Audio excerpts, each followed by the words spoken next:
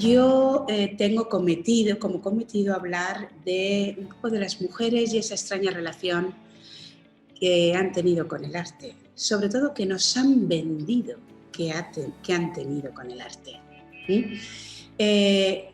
La charla tiene un formato muy breve, espero ser capaz de acoplarme a él, pero bueno, lo intentaré.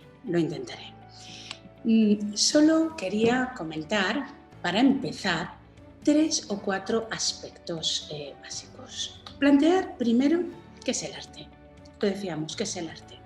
Porque hasta ahora lo que entendemos por arte es un arte bastante selectivo, que no da cuenta de toda aquella creación humana que tiene, digamos, el poder de atraernos, de hacernos entender, de compartir, de emocionarnos. Todo eso es arte. Cuando algo lo produce, esa expresión lo produce, es arte. Sin embargo, el propio concepto de arte viene mediatizado por un canon latino que nos deja fuera a mucha gente. Básicamente entendemos por artes mayores, pues pintura, escultura y arquitectura. Pero en realidad, todo aquello que llamamos artes menores, orfebrería, alfarería, textil, bordados, es lo que llamamos artesanía, puede ser, está situado en una doble vertiente que no tiene nada que ver con la expresión artística, sino con una concepción social donde aquellos géneros que suelen practicar los hombres están muy valorados y los que suelen practicar las mujeres o incluso otro tipo de pueblo, la orfebrería mismo dentro de los pueblos nómadas, es un arte muy interesante que sin embargo no está suficientemente valorado. Eso no tiene que ver con mérito artístico, sino con una concepción de arte atravesada por el género. Y aquí voy a decir algunas cosas que quizá llamen la atención. Por ejemplo, conocemos buena parte del trabajo de bordados, de bolillos, que son realmente auténticas obras de arte, de tejidos, de tapices, de porcelana, que son auténticas obras de arte. Y también, y al mismo tiempo, nos encontramos colgados en los museos, sin más lejos el Prado, podemos mirar, por ejemplo, la pintura francesa que hay en el Museo del Prado, y de repente nos encontramos con que, por ejemplo, hay cuadros donde hay vacas desproporcionadas o una perspectiva que dice, bueno, esto tiene que estar en el museo. Esa diferencia entre, digamos, en lo que es calidad artística se deja sentir en lo que sería el arte, ¿de acuerdo? Así pues, hay todo un terreno, los géneros, que en principio ya no están bien situados. Esa partición entre arte y artesanía es incorrecta, no es buena, está sesgada sobre todo por una concepción del género, donde las expresiones de las mujeres están menos valoradas. Podemos incluir otras, los arreglos florales, el diseño, que hoy en día, el diseño de interiores, que hoy en día sí que coge otro valor. Sin embargo, sistemáticamente esa concepción de género tiende a la exclusión de creaciones artísticas que tienen un valor importante para entender quiénes somos y que ni vemos reflejadas en los lugares ni estudiamos. Ahí está el problema, que se nos escapa el arte. ¿De dónde venimos y cuáles son nuestras creaciones? Eso tiene que ver también con ese entendimiento y esa historia que vamos a trabajar. He dicho ya que hay muchos aspectos del arte que no podemos tocar. Como esto va a ser un poco breve, he decidido centrarme en uno de los ámbitos del arte que está más extendido y las mujeres, como siempre, están sistemáticamente excluidas. con una implicación muy grande. Todos, mujeres y hombres, a todos se nos hurta esas obras y no pasan a formar parte de nuestro bagaje cultural, de aquello a lo que tenemos derecho. Me refiero a la pintura. ¿Y por qué la pintura? Parece que este último siglo ha dado más pintoras y en general solemos asentarnos en la idea de que las mujeres han comenzado a pintar relativamente hace poco y que antes eran excepcionales. Bien, me gustaría al menos que todas las personas que asistimos aquí salieran con la idea de que no es posible entender el arte sin las mujeres, sin las creaciones que desde el principio de la humanidad hacen las mujeres al arte, al saber, al conocimiento y a la cultura. Y esa expresión, ese saber nos falta por conocer. La pintura mismo, que era donde estábamos. Existe, como digo, esa tendencia para pensar que, bueno, es relativamente reciente. Bien, pues voy a hacer yo aquí un brevísimo repaso a algunas de las producciones femeninas que hasta donde nosotros sabemos tienen que ver, bueno, comienzan en principio hace 2500 años, 2600, perdón, con Timarete. Timarete es esa gran pintora que hizo los frescos del grandísimo templo de Artemisia en Éfeso, una de las 7 maravillas de la antigüedad. Dentro de la cultura griega y romana, sobre todo en la griega, conocemos algunas, como Yaya de Sísico, que es una gran retratista, algunas escultoras, y vamos avanzando en la historia y siempre encontramos producciones femeninas, musicales, artísticas, pero sabemos que en la Edad Media era muy fácil ser anónimo.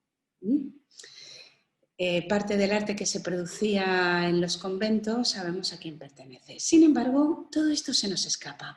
Por eso quiero empezar a compartir con una noticia que salió solo hace un año. Solamente como está escrita nos da muestra de la inmensidad de nuestra ignorancia y cómo además lo tenemos asumido. Así que vamos a ello. Voy a...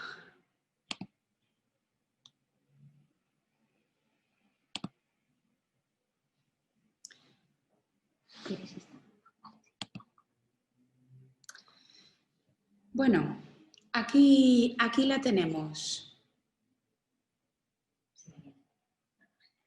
Vale, aquí la tenemos. Mirad lo que pone aquí. Esto es de enero de 2019, ¿vale? Dice, el hallazgo de lapislázuli, ¿no?, en la dentadura de una mujer revela que no solo los hombres, al oro, no solo los hombres ilustraban los manuscritos iluminados. Dice, el lapislázuli incrustado en la placa dental calcificada de una mujer del medievo sugiere, al tanto, sugiere, no vayamos a afirmar, que podría tratarse de la primera escribana y pintora de manuscritos iluminados jamás encontrada. En fin, este hallazgo revela la sorprendente historia de una mujer religiosa que vivió en la Alemania rural de hace más de 900 años. Efectivamente, lo sorprendente es la ignorancia del periodista, que comprendemos perfectamente y que todos participamos. No es que es algo que es muy común, pero la falta de prudencia al afirmar que estamos frente a la primera escribana, a pintora, la primera jamás encontrada, la sorprendente historia. Está claro que la persona que escribió, como muchas otras personas, no conocen que ya había escribanas y artistas en las cortes acadias, en las cortes egipcias, por supuesto, pero que sin irse más lejos, aquí las tenemos. A ver, Un momentito, que ha habido un pequeño problema, a ver por qué no puedo pasar. Vale, muy bien, ya lo tenemos. Gracias. Entonces, bueno, ¿qué vemos aquí? Pues aquí vemos a Ende del siglo X, la famosa iluminadora del Beato de Gerona. Fijaos que aquí se ve, sí, aquí tenéis lo que es la bestia roja. Fijaos el detalle de su iluminación, es una de las grandes joyas. Y aquí tenemos su firma, Ende Pintrix. No fue la única. Conocemos a Claricia, pero sobre todo conocemos a Hildegarda de Bingen, la gran polímata, la gran mujer de la Edad Media, la Leonardo da Vinci de esa época, que fue pintora, que fue música, que fue escritora, que fue científica, que fue constructora, que fue abadesa de un gran convento con gran poder. Fue un ejemplo, un referente de lo que fueron las grandes abadesas y la cultura que en esos monasterios femeninos se dio. Aquí tenemos a Ende, pero es que aquí tenemos a Teresa Díez, del siglo XIV, que tenemos sus pinturas en Santa María del Toro. La tenemos ahí y bueno, vemos que las cosas continúan.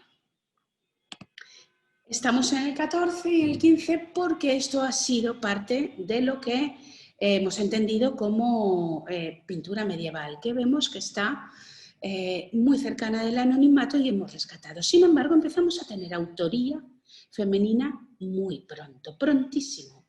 Sofonis Vanguisola, y en el 16, aquí la tenemos, en este precioso autorretrato que se hizo, es una de las pintoras, como tantas otras, Tintoretta, como tantas otras, Gentileschi, que han sufrido el hecho de haber hurtado y ser atribuidas sus obras a otra persona. Creo que todo el mundo recordamos este famoso retrato.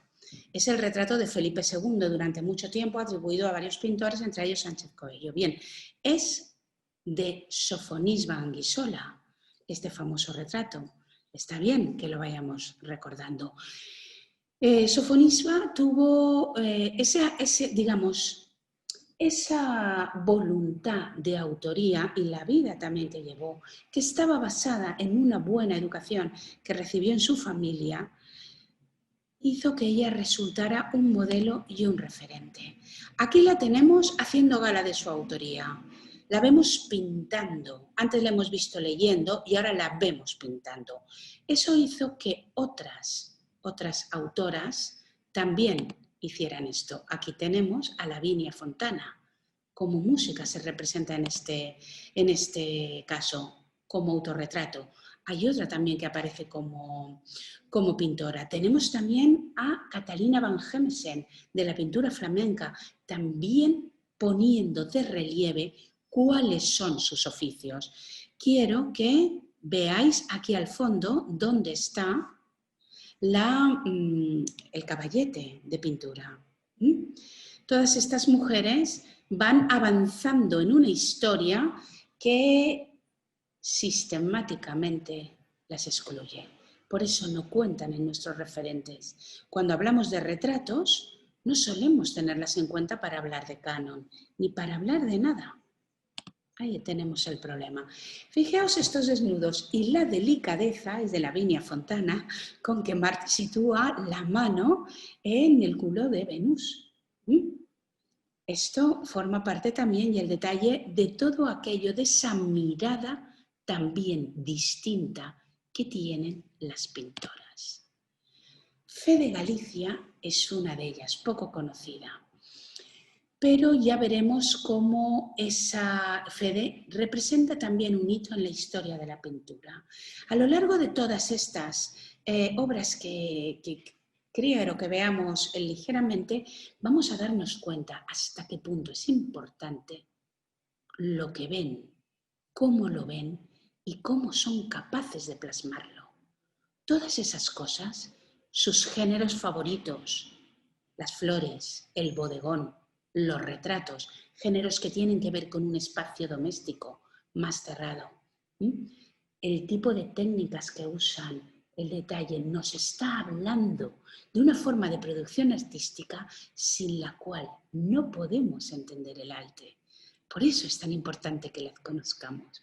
Velázquez de Galicia destacó como retratista. Fijaos qué detalle, ¿eh? Ahora lo vais a ver. Mirad el detalle de los lentes donde está reflejada toda la habitación con un doble ángulo. La técnica de Fe de Galicia era increíble y este dibujo, este retrato es de los más conocidos. Sin embargo, si por algo destaca Fe de Galicia, si por algo destaca es porque ella marca el canon del bodegón. El bodegón aparece con ella. Después nosotros sí que conocemos a Murillo, a Zurbarán, a Fragonard, pero se nos olvidan sistemáticamente ellas. Clara Peters, se nos olvida, por ejemplo, Luis Mullón, Balaguer Costé, todas estas que vamos viendo, que iremos viendo, y es una temática, como decía la crítica de arte, Greer, que proporciona una tranquilidad de espíritu asombrosa. Bien, Fe de Galicia marca el canon que va a desarrollar ese género. Ahí lo tenemos. Y en la estela de Fe de Galicia he situado aquí a Giovanna Garzoni y no me voy a extender en los detalles de los bodegones porque no es el tiempo, pero que sí que invito a todas aquellas personas que estén viéndonos a que acuden a internet, que lo puedan comprobar. Fijaos lo que es la gran pintura flamenca. La gran pintura flamenca de las que conocemos, a Van Dyck, a Van Eyck, al Bosco, a Rubens, ellos sí nos suenan. Pero ¿qué pasa con las pintoras? Antes hemos hablado de Catalina van Hemsen, entre esas primeras que se autorretrató con autoría. Fijaos la maravillosa Clara Peters. Esto es un bodegón, pero quiero señalaros una cosa. ¿Veis todos estos reflejos? ¿Los veis aquí que estoy señalando? En cada uno de esos reflejos está el retrato de Clara Peters.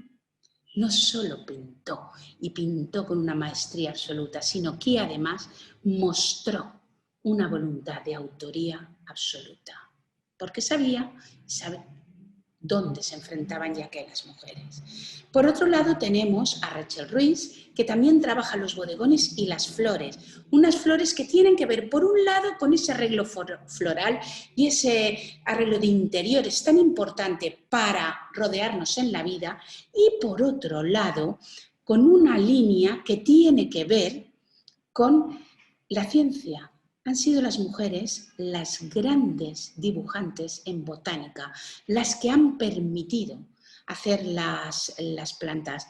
Blackwell más adelante, son todas ellas las que han establecido esa línea entre arte y ciencia.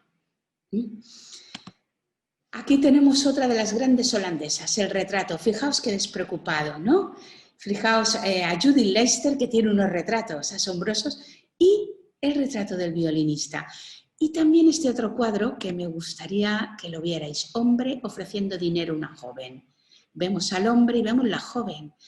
Se ha hablado de una escena de prostitución, como siempre dentro de esa temática holandesa que parece difuminarlo todo dentro de lo cotidiano. De hecho, si observamos un poco más detenida, mirad la mirada de él, de va, mira, ¿qué? ¿No te animas? Y de ella apurada mirando a la costura que está haciendo. En realidad, ¿a qué escena estamos asistiendo?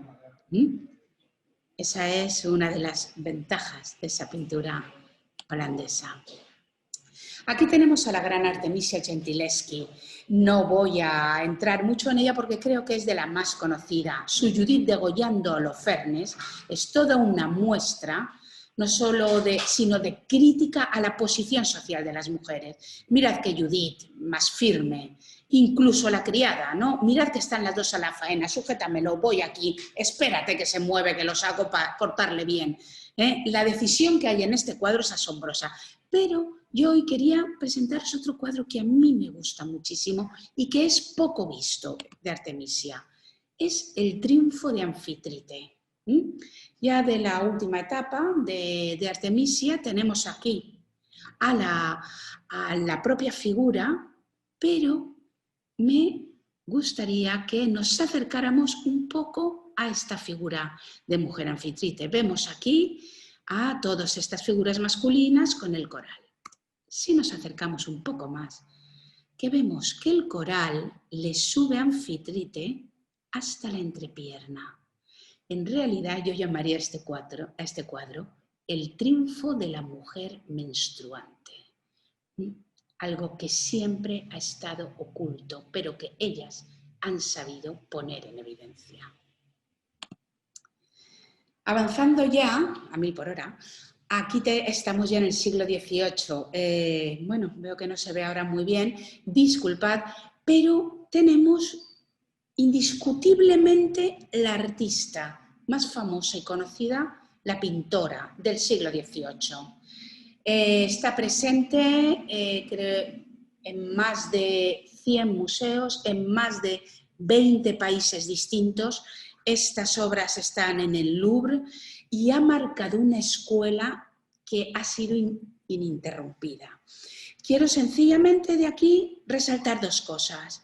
Fijaos, fue la pintora de María Antonieta, pero aquí fijaos, Madame Raymond, la cara de felicidad, ¿no? Y el detalle y la técnica con el que va trabajando las diferentes naturalezas, el pelo, esto, el lazo, el tejido, pero sobre todo esa cara de mujer, ¿no? Alegre, bien con la vida. Y una representación más oficial que tiene muy poco que ver con los valores masculinos. Aquí es la abundancia, la paz trayendo la abundancia. Está en el Louvre, la paz trayendo la abundancia. Sabemos, por esos grandes cuadros que nos ofrecen los museos, los castillos y los palacios, que la abundancia se trae con la guerra, con la expansión, con el control del territorio. La paz trayendo la abundancia es una cosa propia de la política que han hecho las reinas y de la concepción que tienen las mujeres mucho más ligadas a la vida, a la crianza y a los cuidados sobre lo que es vivir bien. En ese sentido, aquí tenemos a Villeroy y una de sus más famosas alumnas, Guillermine Benoit. Este cuadro, hecho en 1800, hoy en día también en el Louvre, forma parte es el emblema de una de las grandes luchas del siglo XIX, el abolicionismo. El cuadro en sí fue en su tiempo un escandalazo. ¿Escandalazo? ¿Por qué? Primero, cogemos una negra, que es incluso peor que un negro, más cosa, cogemos una negra y aquí, de hecho fijaos el nombre, la pintora le da una dignidad asombrosa. En primer lugar, situándola en ese punto de diosa de la abundancia, de la fertilidad, con el pecho fuera, con el respeto tratado de ese juego con la divinidad, ¿no? Con una mirada que nos hace ver también lo que puede haber sufrido esa mujer, pero sobre todo es una mirada que mira directamente a los ojos de las personas, de los espectadores, de las espectadoras, de los que ven el cuadro. Claro, ¿qué hace una negra mirando a los ojos? Menudo descaro, menudo descaro. Por eso fue un escándalo y por eso también fue emblema del abolicionismo. El siglo XIX, igual que el siglo XVIII, nos ha traído muchísimas pintoras. Del XVII hemos visto Artemisia, las grandes flamencas. Del XVIII tenemos a Adelaide Laville, tenemos a Angélica Kauffmann, a Margarita Terburg, a Dorothea Margarita Terburg. Tenemos a muchas de ellas y el XIX también aporta muchísimas pintoras en muchos aspectos. He señalado ella por lo que tiene de emblemático cogido 3 cuadros y he cogido este, ya dentro del realismo pictórico, de Emily Mary Osborne. Aquí, y quiero que observemos el cuadro, se llama Sin amigos y sin fama. Vemos, son estas escenas que tanto gustaba de reflejar, pero cuando están centradas, cuando tienen esa mirada de las mujeres sobre esas situaciones de las mujeres.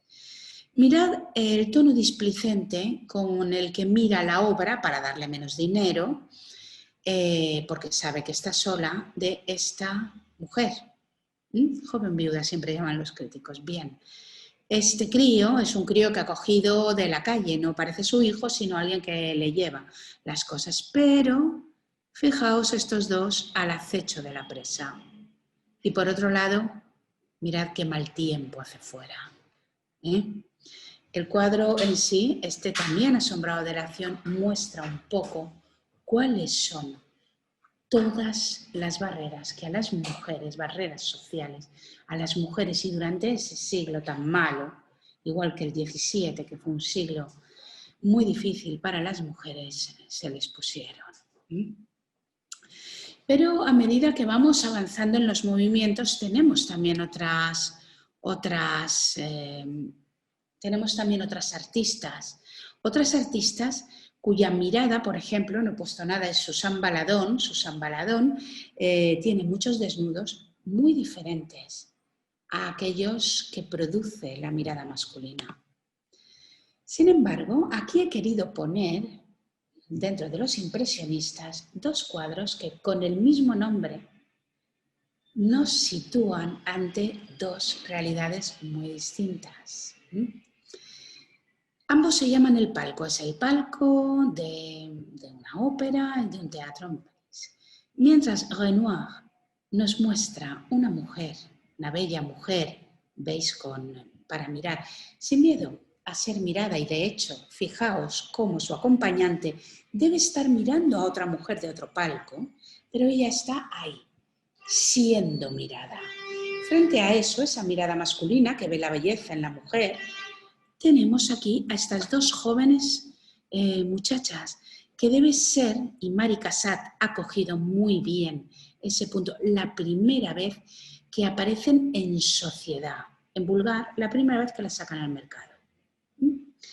Ellas se saben centro de las miradas y por eso tenemos aquí esa mirada constreñida hacia ningún lado, las manos con el ramito en el regazo, y aquí tenemos el abanico, tapándole la cara también de una mirada que intenta ser fugitiva, porque se saben el centro de miradas, porque son las que han sacado esta vez al mercado. Son palabras un tanto brutales, pero así es. Quiero insistir sobre el tema de la mirada, porque el arte nos transmite una mirada, y en esa mirada nos transmite también un mundo que a través de esa mirada se ve bello, entendemos que vemos de bello, de deseable, de importante, de referenciado. Y es muy importante durante estos últimos siglos. Quiero continuar con algunas de las grandes pintoras españolas de principio del siglo. Si hablamos siempre de Dalí, Picasso y Miró, creo que es de recibo hablar siempre también y conocer a Remedios Varo. Vamos después a verlas, a Remedios Varo, a Ángeles Santos y a María Blanchard. Por supuesto también a Maruja Mayo, pero esas 3 son imprescindibles. Solo os muestro aquí algunos de las pinturas oníricas, fijaos, de la creación absolutamente genuina y personal de Remedios Varo, esa pintora surrealista, anarquista, que acabó su vida en México, pintando en México, haciendo diseños, y que, por supuesto, pertenece a nuestra tradición surrealista al nivel de Dalí. Y aquí lo dejo. Una de sus grandes coleccionistas, por cierto, es Madonna, que tiene un vídeo, os invito a verlo en internet, que ella canta con varias de las imágenes y se inspira en varias de las imágenes que salen de los cuadros oníricos de Remedios Varo. Muy distinta, aquí tenemos otro de esos cuadros, las alas, el agua que cae, fijaos cómo lo mueve con la cuerdecilla. Muy distinta a ella es María Blanchard, otra de las grandes. Esta mujer que participa del cubismo, vemos la naturaleza muerta, nos acordamos de Fede Galicia y su bodegón, nos acordamos que fue Clara Peters quien renovó el bodegón. Fijaos cómo el bodegón va en manos de pintoras, tomando formas distintas a lo largo de las épocas.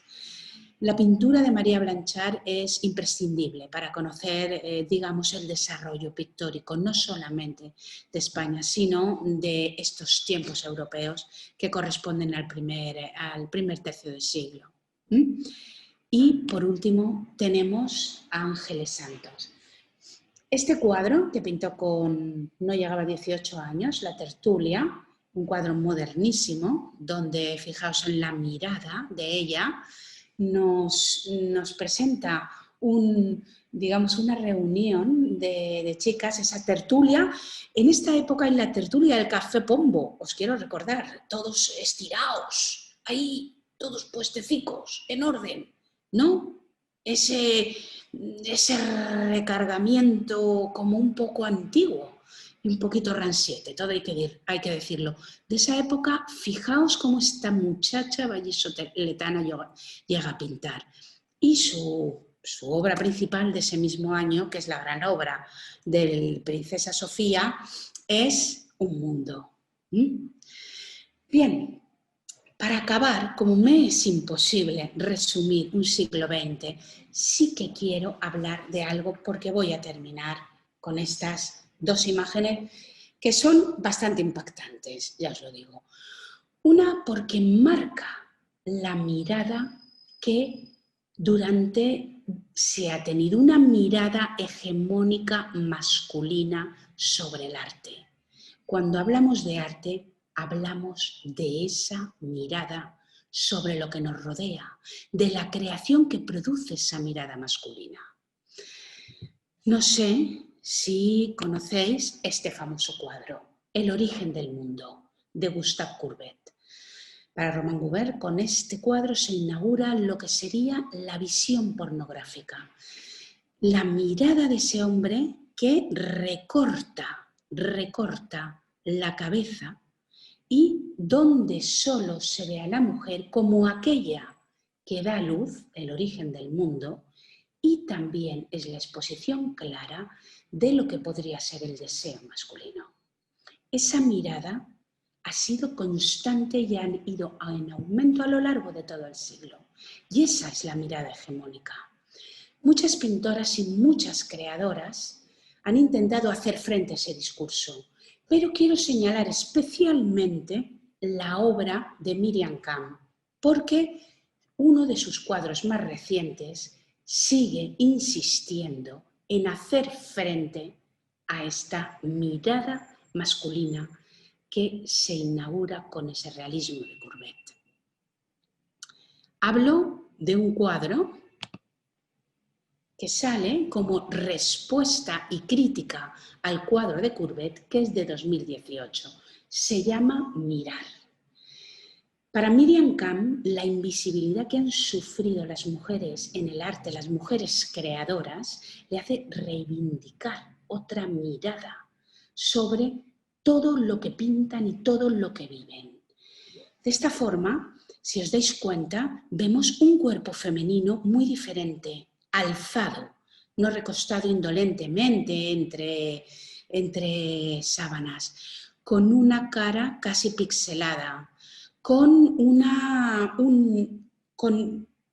constitución robusta, con un clítoris muy marcado, algo que no aparece en el cuadro de Courbet y que ella reivindica como parte de esa naturaleza femenina, y con todo un color rosado, que el rojo, que en la tradición de nuestra querida Artemisia, aquella de la mujer menstruante con coral, reivindica esos hechos y esas creaciones que nacen de la naturaleza femenina. Con esta mirada no solo crítica, sino sobre todo retadora, que nos lleva a la reflexión, me gustaría acabar esta brevísima historia en fin, esta reflexión sobre lo que perdemos cuando no contamos con la creación femenina. Porque, insisto, no existe un arte como tal si en ese arte no contamos con la producción de todos, hombres y mujeres.